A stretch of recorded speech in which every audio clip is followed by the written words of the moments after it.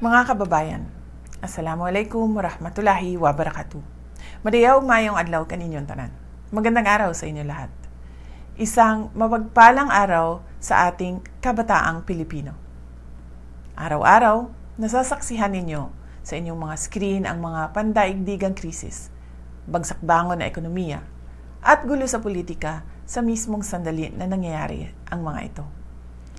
Nilulunod kayo ng ingay, magkakasalungat na naratibo at mga pangako na bihirang magkatotoo.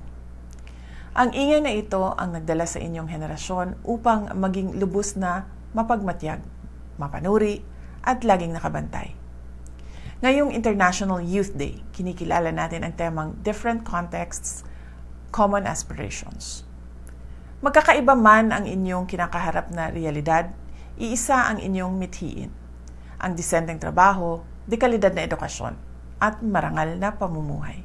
Hinahangaan ko ang inyong pagbuo ng mga praktikal at malikhaing solusyon kagaya ng inyong inisyatiba para labanan ang climate change.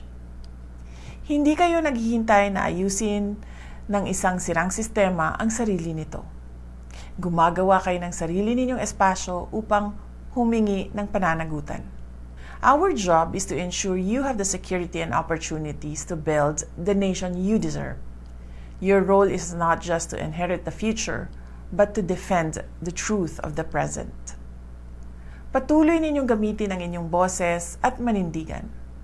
Ang inyong pagiging mapagmatyag ay isang mahalagang sandigan ng ating demokrasya.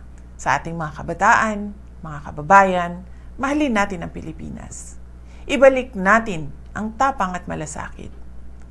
Ang lahat ng ating ginagawa ay para sa Diyos, sa bayan, at sa bawat pamilyang Pilipino. Syukran.